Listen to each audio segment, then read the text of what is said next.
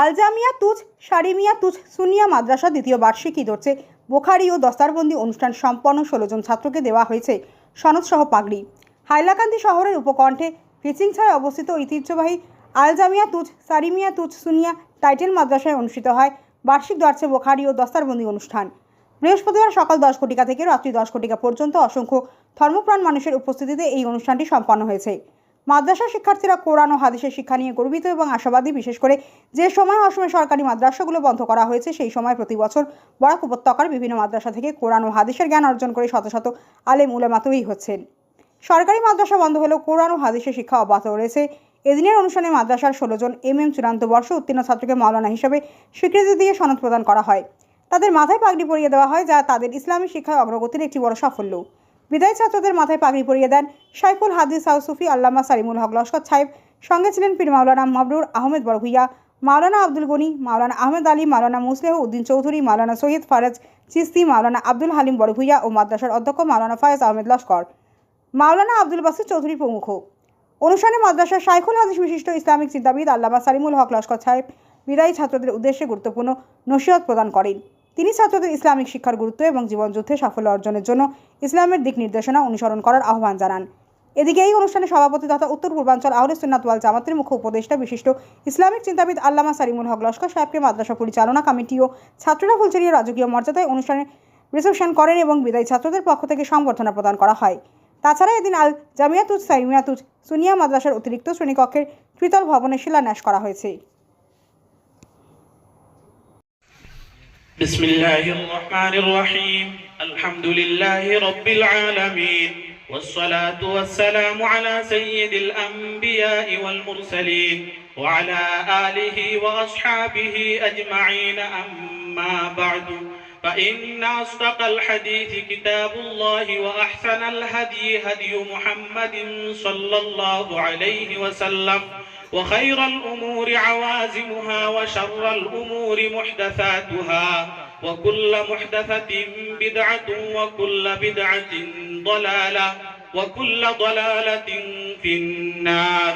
وبالسند المتصل منا إلى الإمام الهمام الحافظ الحجة أمير المؤمنين في الحديث سيدنا أبي عبد الله محمد بن إسماعيل بن إبراهيم بن المغيرة بن بردزبة الجعفي اليماني البخاري رحمه الله أنه قال حدثنا محمد بن العلاء قال حدثنا ابن فضيل عن عمارة عن أبي زرعة سمع أبا هريرة رضي الله عنه قال سمعت النبي صلى الله عليه وسلم يقول قال الله ومن أظلم ممن ذهب يخلق كخلقي فليخلقوا ذرة أو ليخلقوا حبة أو شعيرة.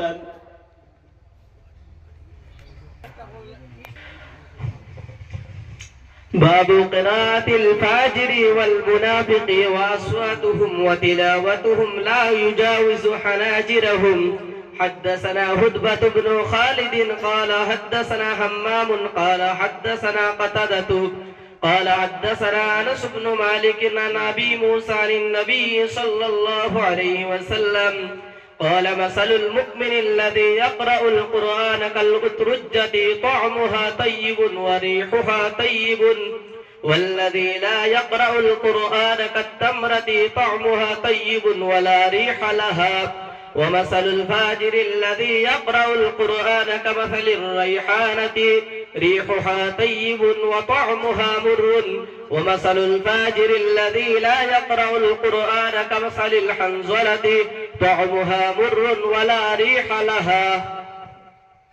قال حدثنا علي قال حدثنا هشام قال أخبرنا معمر عن الزهري حاوبي قال حدثنا أحمد بن صالح قال حدثنا عنبسة قال حدثنا يونس عن ابن شهاب قال أخبرني يحيى بن عروة بن الزبير أنه سمع عروة بن الزبير يقول عائشة رضي الله تعالى عنها سأل ناس النبي صلى الله عليه وسلم عن الكهان فقال إنهم ليسوا بشيء فقالوا يا رسول الله فإنهم يحدثون بشيء يكون حقا فقال النبي صلى الله عليه وسلم تلك الكلمة من الحق يخطفها الجني فيقرقها في أذن وليه كقرقرة الزجاجة فيغلطون فيه أكثر من 100 كذبة.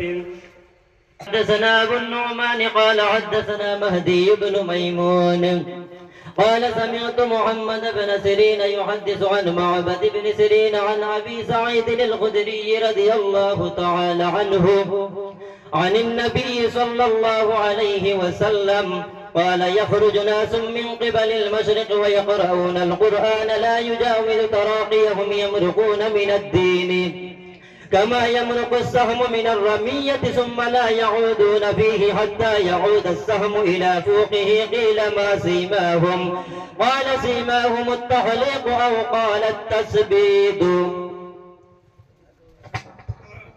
الرحمن الرحيم اللهم صل على سيدنا مولانا محمد ما اختلف الملوان تعاقب الاسرار وكثر الجديد عن مستقبل المسلم عن بلده وارواح اهل بيته من التحيه والسلام وبارك وسلم عليه تسليما كثيرا كثيرا وبسند المتصلين عن ابي هريره رضي الله تعالى عنه قال قال النبي صلى الله عليه وسلم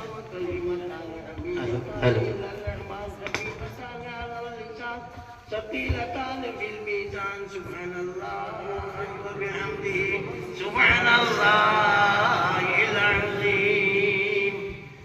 চশমা নাই পড়েছি আর তাছাড়া বা আমার ফড়িতে ঢোলাই দিয়েছিল এর লাগিয়া কিছু উল্টাপাল্টা করছে তাহলে বা একটা পরিবার অন্তত তাহলে বা আমি পড়াইছি তখন আমার জানা আছে তাহলে আপনারা কদু গাছ রইলা এই দেশের মানে ও কদু ধরছে তো মেহনত ফসলায় ও মেহনত আল্লাহ আপনারা ফুরাইছে এখন কিটা অভিনন্দন না কিটা পরিটান সে পরিটান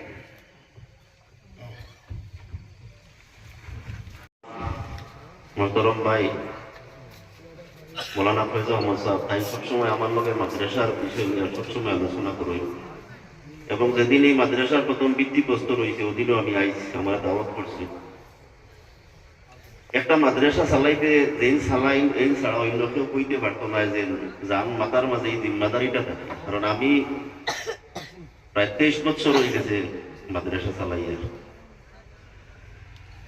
কতখান কষ্ট স্বীকার করা লাগে আর কত টাকা যে খরচ হয় আর কিলাই পয়সা আনতে লাগে যে না চালাই বা টাইম হইতে পারতাম।